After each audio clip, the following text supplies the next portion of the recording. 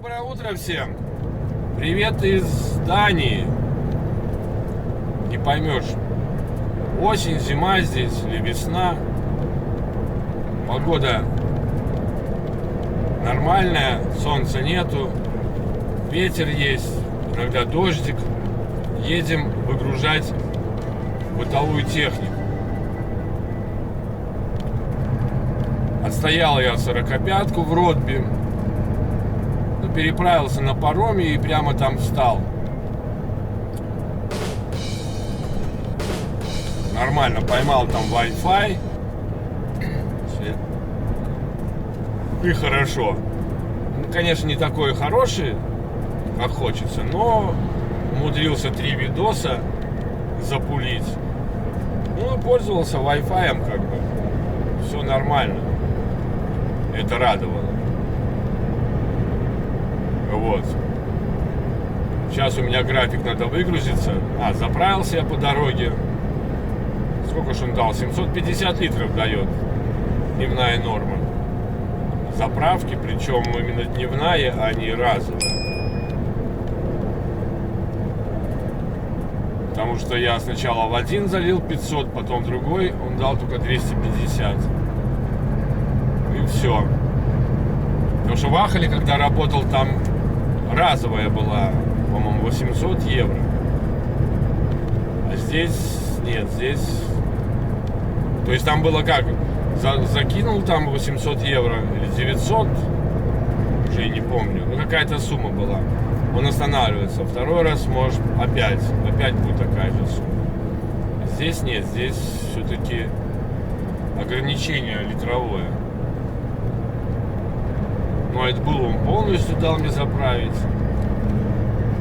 Вот, заправил там 750 дизельки и 50 AdBlue. Вот. Ну, короче, отдохнул хорошо. Сейчас у меня получается, вот выгружаюсь, потом иду на погрузку на материк датский. Через мост этот Ализундовский, кажется, он называется. Вот.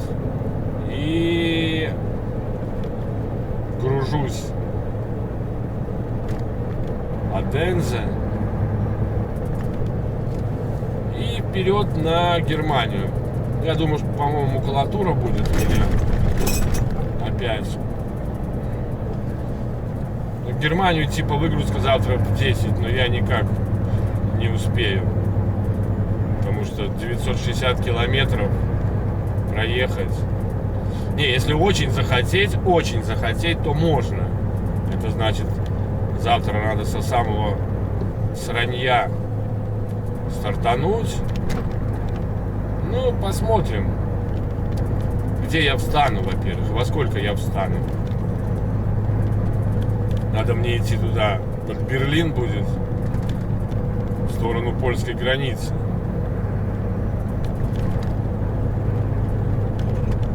Пим-пим-пим-пим-пим. Такие вот планы у меня. Там у меня ящик пластиковый с ремнями. Вот, и он у меня среди груза этого, потому что полный у меня груз по полной. Поэтому как бы вот они едут, кстати, вот смотрю, 72 он ему показывает, ему мигает. Я когда первый раз увидел вот эту мигалку, думал, вообще когда первый раз в Дании, что это типа радар, а это нет, он тебе мигает, если у тебя больше 60 километров в час скорость, ну в данный момент. Я помню тогда, так перепиздел, грубо говоря, потому что в Дании у них очень большие штрафы, если населенный пункт. Вернулся, проехал, посмотрел, радар это или нет. Убедился, что это не радар, это типа предупреждающая такая вещь, что, парень, ты едешь со скоростью больше, чем положено. Что есть, то есть. Ну, конечно, груз у меня под пломбой. Ну и рекомендаций, в принципе, не было рекомендаций, что стоять надо на security паркингах, да, там. Ну, сам просто понимаю, что желательно. Поэтому И поехал я в пятницу на паром, потому что время потратил в магазин, и там потратил возле магазина на поиск паркинга. Свои места проехал, все занятые, темные они уже. Остановился на трассе на заправке, и тут так переживал достаточно. Мог и переправиться, конечно, но дело в том, что в пятницу после 8 там могло не быть мест, а открывать страну как-то несерьезно. Поэтому остался в Германии, проехал там 90 километров, потом на паром, с парома сошел, ну и все нормально. Отстоял. Я не понимаю, вот некоторых водителей, датчан, например, вот знаете, круговая дорога, блин, круговая, да, кольцо. Заезжает слева машина, и ты заезжаешь, но ты заезжаешь раньше, чем он заезжает на это. И почему-то они считают, что ты должен ему уступить дорогу. Я вижу, что он ему там еще метров 30 до заезда на кольцо, а я уже заезжаю. Так, блин, почему-то находятся такие недовольные и начинают бибикать. А что ты бибикаешь? Это перекресток. Я заехал раньше на перекресток, а не ты. Мне не пофиг, какая там у тебя скорость. Я заезжаю на перекресток, после меня он заезжает и считает, что я должен был его пропустить. Я уже не первый раз замечаю такие вещи, не только у себя, и вообще видел. Ты, парень, немножко не прав. Нету такого в правилах, что я должен уступать дорогу легковой машине, которая заезжает на перекресток после меня. Это так, к слову. Ну что, нам еще 4 километра. Так, здесь желтый, желтый и красный.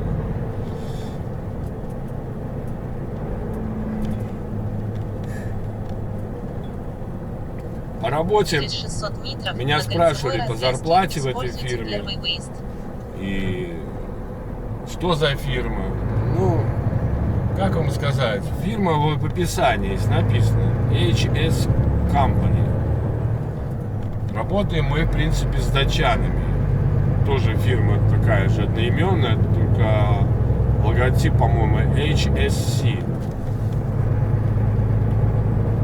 Насколько я понимаю. Вот, я встречал и машины уже от этой компании напрямую. Трейлера, раскраска, все дела. Логотип. Фирма маленькая, всего 5 машин. Из них 3 на кругах. Одна ходит на Италию, ну, туда-обратно, Рига-Италия, Италия-Рига. И одна вроде ходит на Россию, что-то там возит. Используйте первый выезд. Как бы так. На данный момент вакансий здесь нету. Работают только местные ребята. И более того, скажу, как бы по рекомендации, то есть меня, грубо говоря, сюда привели. Надеюсь, что все будет нормально, потому что я понял, что прыгать по этим большим зарплатам и ездить на своей машине куда-то в конец Голландии, это фигня все это. А здесь в Риге сел, забрал груз какой-либо под Ригой или в Риге, там, в основном Болдерая, Инчукаунт, еще где-то там, Лявников, по-моему, где-то есть еще фирма. И поехал в Германию. Приехал в Германию, выгрузил, и все, становишься на круги. Надо домой тебе ехать. Груз на Ригу и вперед. Причем график я сейчас себе выработал 6 через 3, но посмотрим. Вы же знаете, я люблю работать 8 через 4. Ну, на данный момент 6 через 3. А там посмотрим. Может быть и 8-4 как-нибудь отработаю.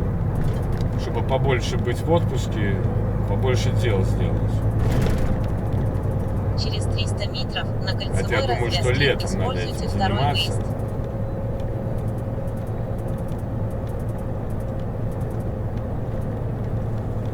Больше здесь, зато дома больше.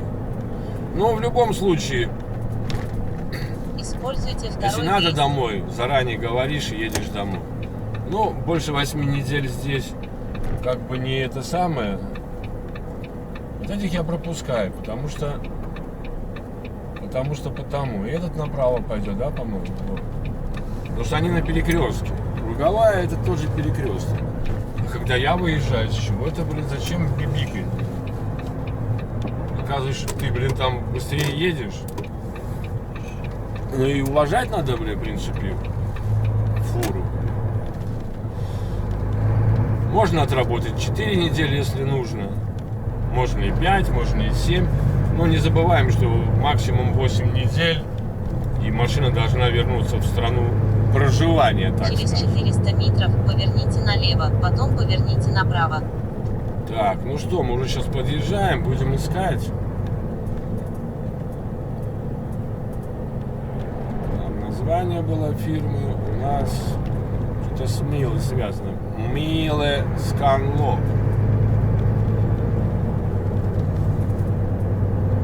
Здесь налево.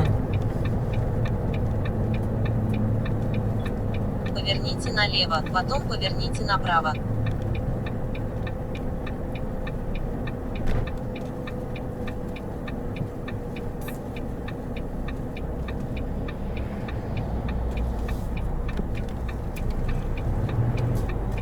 Спасибо. Пропустил меня. Так. Через 200 метров поверните направо. Сейчас будем искать еще, наверное. Показывает 1 километр. Миле Сканлок. Пока не вижу. Агро какая-то. Сейчас направо. Туда дальше нельзя. Поверните направо. Тоже пропустим. Проявляем уважение.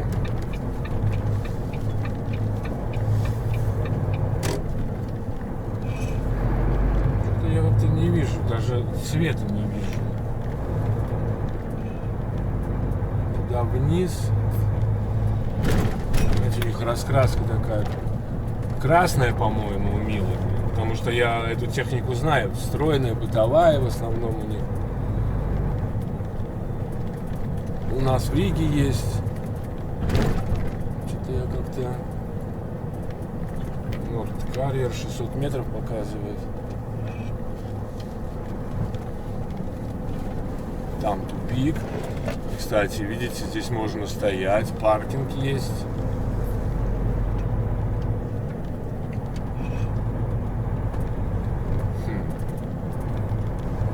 А где заезжать?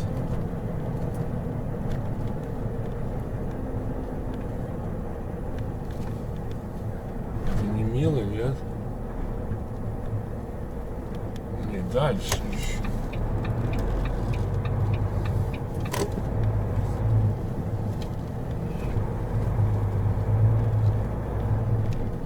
Какой-то пост-центр.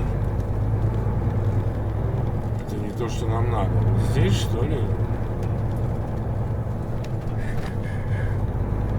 Через 200 метров на втором повороте поверните налево, потом сразу поверните направо. А где там на втором повороте повернуть?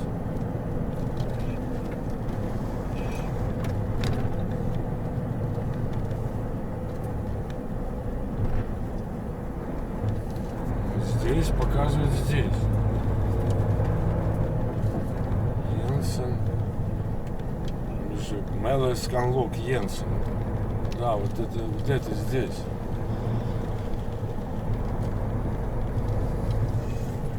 И куда нам?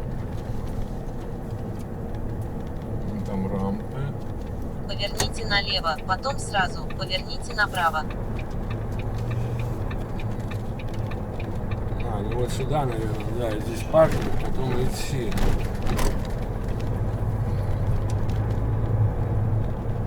Куда-то.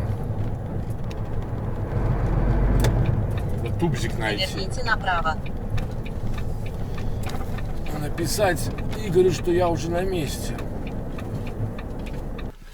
Итак, все, выгрузили, все собрали.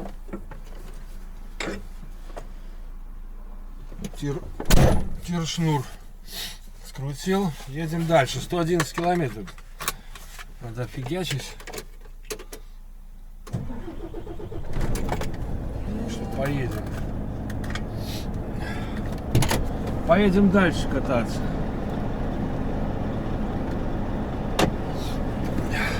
Через мост. О! Скажу, я уже не раз говорил, что я там, блин, когда-то давление.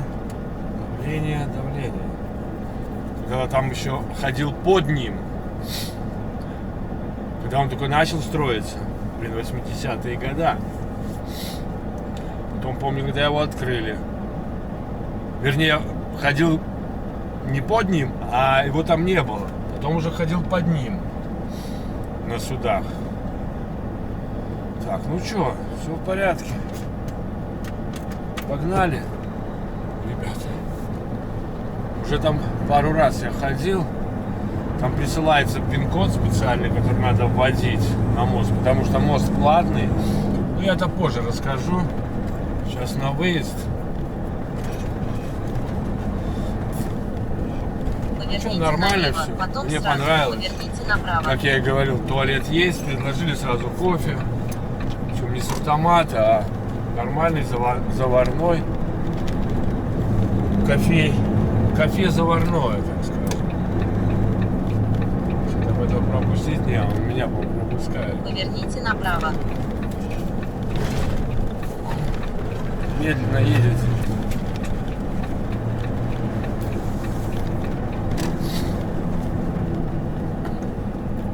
Мы этого пропустим.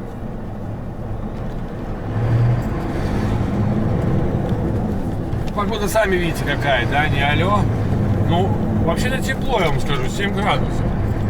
И ветра нету, главное. Ветер пропал. Там на переправе был ветер. Ну, будем надеяться, что на мосту ветра не будет. Потому что я пустой, в принципе. Там бывает такая вещь, что пустые не пускают. Через мост. Едем мы Оденсе. Или Одензе, или Одензе, или Оденсе. Как хотите, так и назовите. Говорит, только главное в печку не сажайте. Будем выбираться сейчас. Через 200 метров Он на не втором дает. повороте поверните налево, потом поверните налево. 20-й. Да. Нормально. Мне там до 2 часов погрузка. Там Андрюха говорит, там еще тоже Поверните квест налево, будет. потом поверните налево. В одно место надо подъехать, потом второе. Торопиться я не буду, понимаете. В паркингах, блин, всякие бетонные фишки стоят. Через 200 метров поверните налево. Ведь в одном месте надо в компьютере что-то водить, куда-то идти, потом в другом компьютере возить. Ну, в принципе, это не страшно, это все ерунда. Язык до Киева довезет, как говорится. И с английским-то проблем нету. Ну и обычно Поверните налево. помимо всего вот этого, конечно, будут весы.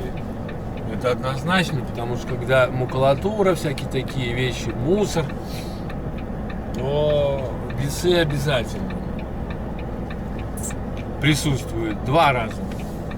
Когда пустой, empty, и когда ты уже с грузом. Вот.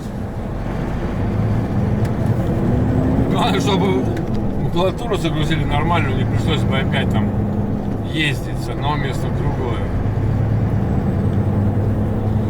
Так, ну что, поехали, друзья мои. Сейчас нам надо будет выкарабкаться на трассу еще.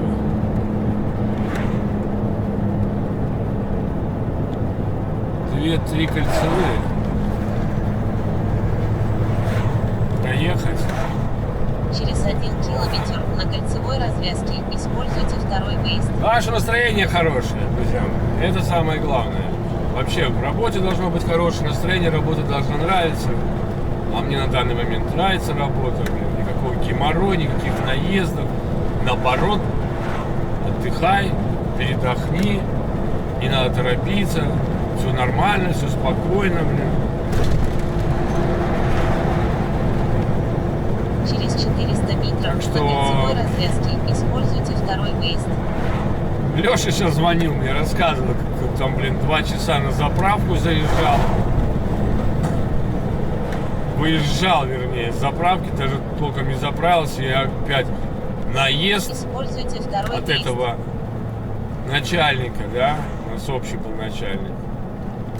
Короче, говорю, Леша, я как подписчик тебе говорю, нахера тебе этот геморрой, блин, вот скажи мне, ну получил ты там, блин, экшен, получил ты там, блин, опыт, как ты говоришь.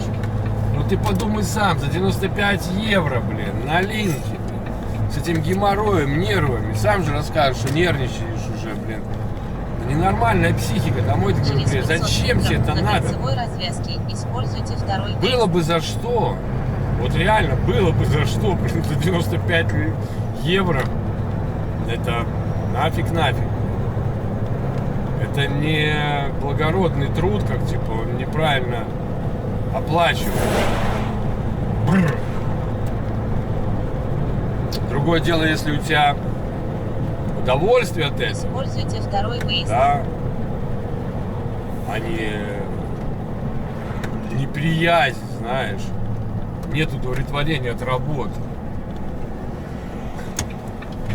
Когда удовольствие ты получаешь, да, может любой труд работать, можно и бесплатно работать. Но это я так говорю. Я не получал удовольствия никакого вообще. Ладно. Каждому свое, как говорится. Я ему посоветовал, Леша, говорю, нафиг, ладно, там зима закончится, придет лето, Через но потом 600 опять метров придет на осень. втором повороте поверните налево. Зима. Нахер это надо. Ладно, все. Я еще одно видео выпущу потом по теме Ахолы. Даже не теме Ахолы, ребята. Я выпущу видео по теме работа, подъезд к рампе, вернее, так скажем, на Тайспере. Это не мое видео, я там ничего умничать не буду, я просто сделаю перевод, немного сокращу видео, но сделаю перевод от человека, который снял это видео, потому что реально это единственное видео, которое я видел, как Поверните налево. правильно подъезжать к рампе на Тайспере. Там все понятно, но просто не все разговаривают по-английски и достаточно хорошо понимают, так скажем, английскую речь. Для меня это не проблема, но люди разные. Продолжайте ехать Давай, по давай дороге уже 91 поворачивай. Потому что, блин, километра. едет коллега, куда ты тут повернешь. Это в план. Я не знаю, когда он выйдет, но я думаю, что оно будет достаточно интересным для начинающих. Там, конечно, немножко разница есть на Тайспере или на Линке. Напомню, Тайспер — это грузовик плюс прицеп, полуприцеп, да, который на фуре. Но он лежит на, как сказать, блин, доли называется. Но это смысл такой, что как зад тягача, да, вот на седле лежит. А линк — это, грубо говоря, два таких седла. Если у Тайспера первый неповоротный, да, грузовик, он чисто как грузовик, монолит, так скажем, моно, то у Линка уже первый, нету такого монолитного, да, у него первый просто маленький полуприцеп, лежит уже на седле. Потом идет долли и уже лежит полноценный полуприцеп. На этом самом, на седле. Ну, типа полутрейлер и трейлер. Поэтому там немножко по-другому. Да, Леха, конечно, мне тут рассказал, я, говорю, пипец. Ладно, все, друзья мои, едем дальше. У нас своя работа, мы балдеем. Движемся в сторону моста. То есть на материковую Данию. Go ahead.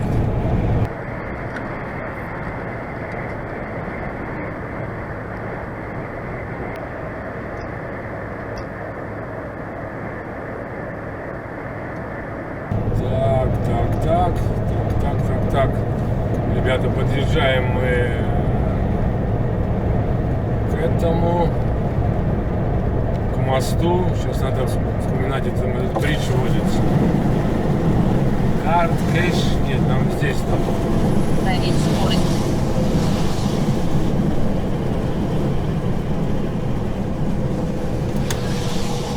У меня не карта, мне надо, по-моему, возить. Вот здесь, а не здесь. Надо будет увезти, наверное, этот номер. А, нет, подожди, должен припустить, потом надо увезти. Я узнаю.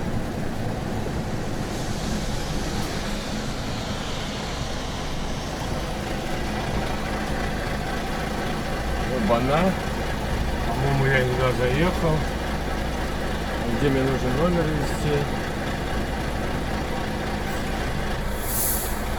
Блин.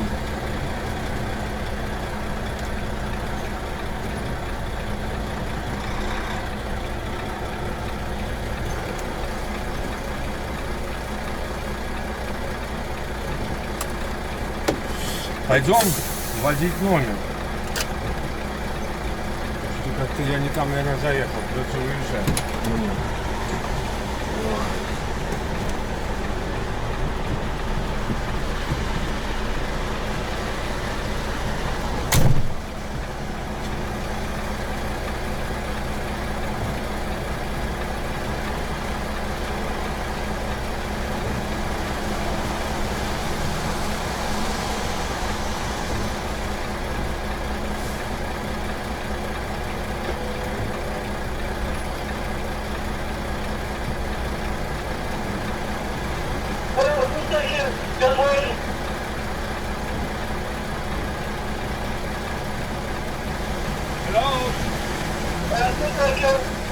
I think I mistake with gate, yes, because I have the pin for bridge.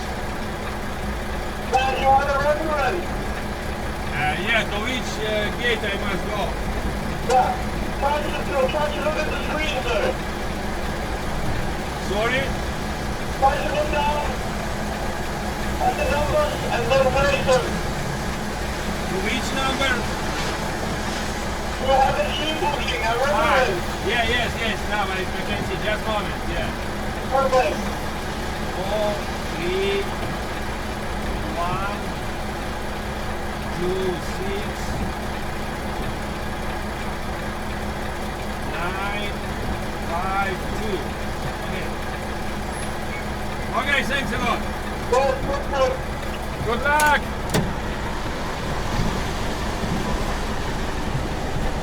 Пипец. Как неудобно. Почему нету для наших машин? Фигня какая-то. Погнали. Номер мой вписан. Все дела. Но у меня нету этого автоматического бриджа. Я правильно все сделал?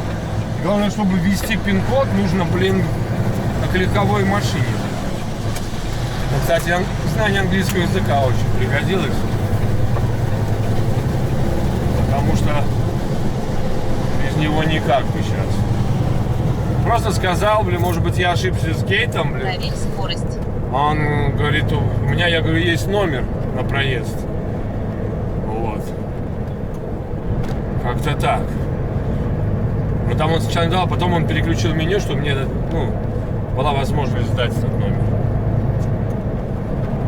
Так что, ребята, тут надо повнимательнее. Я помню, раньше боковая была, но я там не видел, где там вариант. А, ну здесь экспресс, там, наверное, может быть, там, где не экспресс была. О, ну что, ветра вроде нету, показывает. Так что все хорошо. Ну вот этот мост великий. Сколько он? 20 километров, по-моему. Так что... По-моему, 23 километра вместе с туннелем. Если я не ошибаюсь.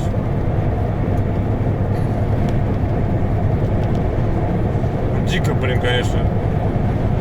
Почему наверху не было возможности вести? Там что, не так вылезешь?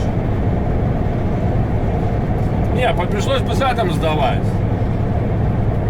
Но за мной там никого не было, потому что в некоторых странах за неправильное, во Франции, по крайней мере, могут оштрафовать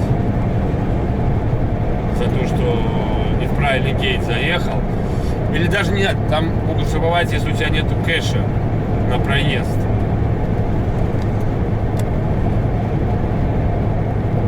Гейта. Ну, не так все красиво, когда смотришь на эту красоту днем, приезжаешь, конечно. Очень все красиво.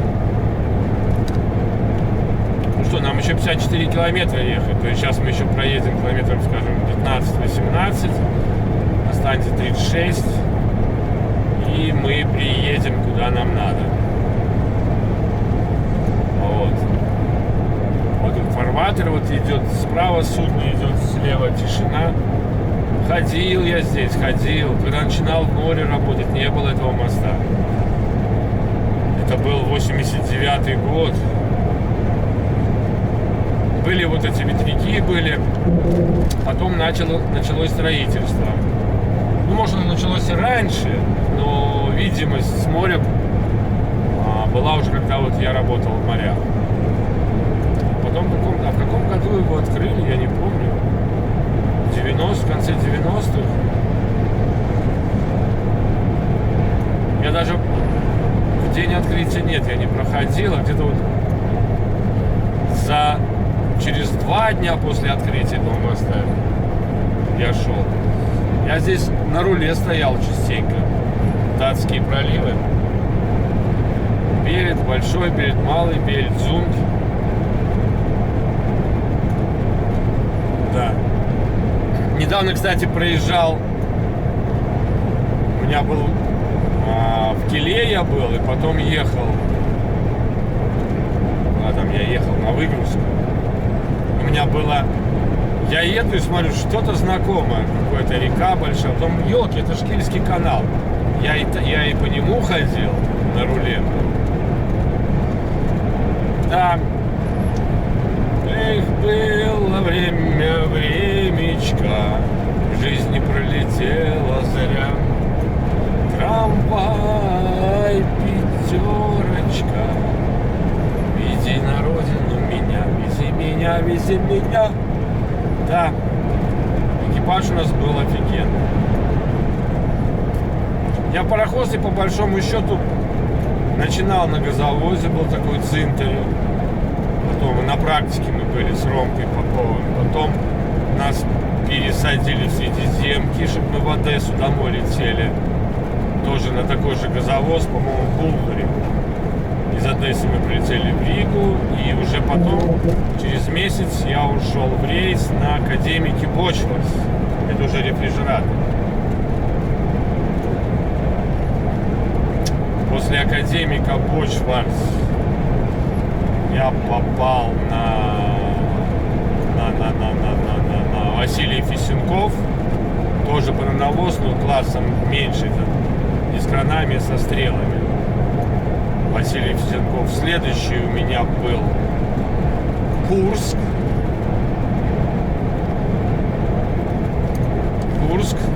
Это опять как академик Бочвар. А после Курска у меня уже был академик Бочман опять. После академика Бочман я попал на Белгород и там завершил. Это тоже типа, как сказать, Family Ship назывался. Ну, одна и та же серия. Курск, академик Бочман и Белгород. У Сенков это были Коперники, а это были Курски. Ну и все, и потом завершилась наша практика работы в пароходстве. Мы ушли все в Ханзу. Первый мой рейс был в Ханзе на Ситрейде. Как же он назывался, я уже забыл. Как назывался? Ханзе. Потом были рефрижераторы. Ситрейдер это был рефрижератор и контейнеровоз. На Филадельфию мы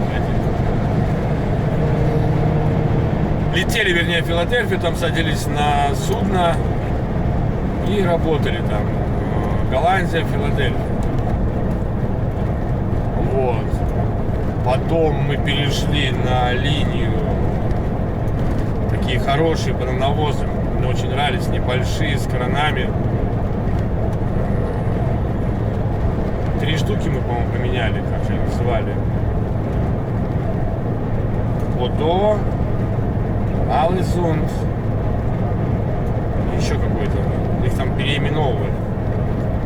Ходили на Норвегию, по фьордам, очень интересно. А потом я ушел с Ханзы, ушел уже на грузопассажирский. Сначала в Кандине, вернее, еще в Ханзе, в Кандине был. Ой, нет, в Ханзе я был на финлайнских. Я ходил боцманом уже, Финпалп, Финмил. Оттуда мы ушли в Кандину толпой. Вот.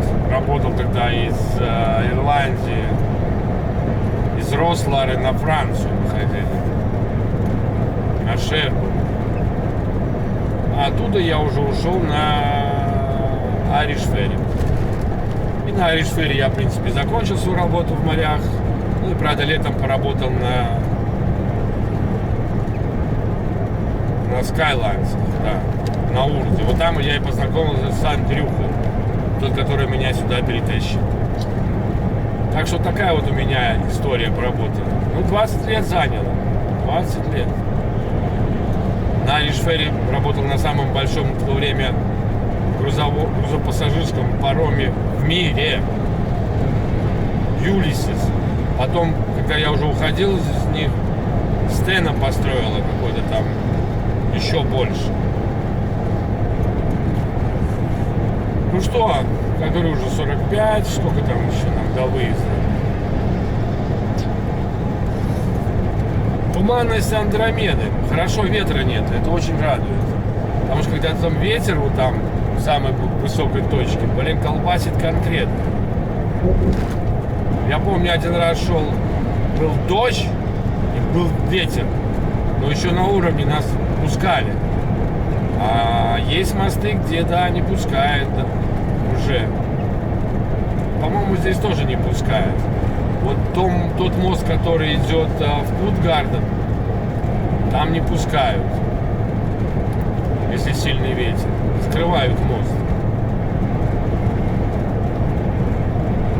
Кстати, знак я не посмотрел. Мы поехали, может быть, кто-то из вас видел знак. Хотя вы же наверняка не смотрите, вы в лучшем случае слушаете мой монолог. Мои монологи. Говорю, я как-то решил не уходить от этой линии болтовни. Потому что особо показывать на YouTube куча блогеров, которые показывают. Даже вот один из Латвии там есть парень, показывает. Только мне понравился один комментарий. Я когда у него комментарий написал под одним из видео, что вот тоже работаю, то есть все 5-10.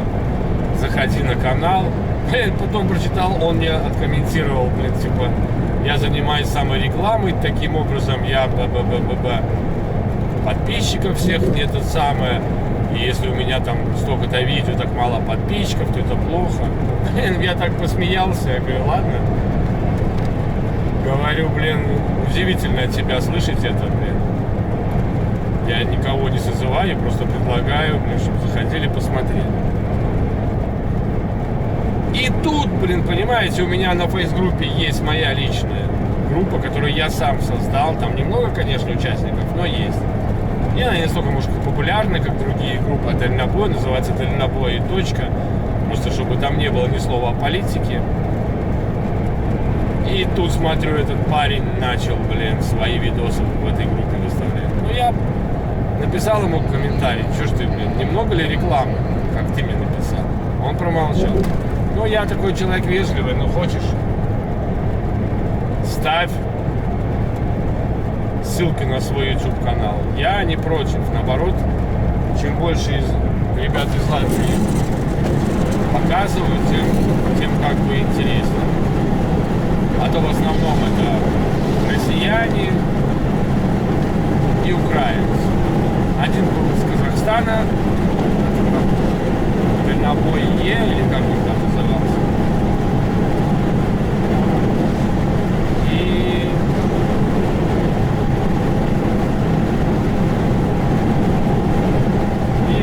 знаю, я даже не помню, есть тут, короче, Беларусь, Украина, Россия, Казахстан. Да так хоть Латвия есть. Еще один есть там из Латвии, но там по Скандинавии ездил, что-то там. Как-то там больше информационный, что ли. А я рассказывал о буднях, могу спеть, могу станцевать. Могу фигню всякую наговорить. То есть такая линия у меня, не обучающая. Хотя вы выходили, вот я про... У меня на канале есть отличные, я считаю, отличные ролики про пользование паромами, да, и как правильно работать с тахографом. Вот сейчас буквально полчаса назад мой подписчик, достаточно, надеюсь, мы с ним встретимся в Беларуси, написал, что они приехали на паром, отстояли перед регистрацией 6 часов, уже закрыв страну, потом поехали на паром, отстояли, потому что паром стоял 3 часа на молоточках, при этом зная, что паром будет идти 6 часов, заехали на паром, и почему-то тахограф глюканул, показывает, ну или глюканул, или что-то там такое, показывает, что они не достояли паузу. Блин, я, честно говоря, в шоке немножко. Я говорю, я же говорил тебе, ну посмотри ты мое видео, блин, про паром. Если ты знаешь, у тебя 6 часов паром, 6 часов, и ты уже отстоял 6 часов, какие нафиг молоточки? Ну хочешь ты постоять на молоточке, ну вот ты видишь, задержка идет, 40 минут уже на молоточке стоишь. Да, 2 раза можно ставить на кроватку, но если ты будешь съезжать с парома и идти на паузу, тогда не надо типа пытаться ставить на кроватку до парома. Но у тебя, блин, все в порядке. Зачем стоять 3 часа на молоточке? Заехал, выключил двигатель, проверил кроватки. Заехал на паром, составил паром, поставил кроватку. Все, никаких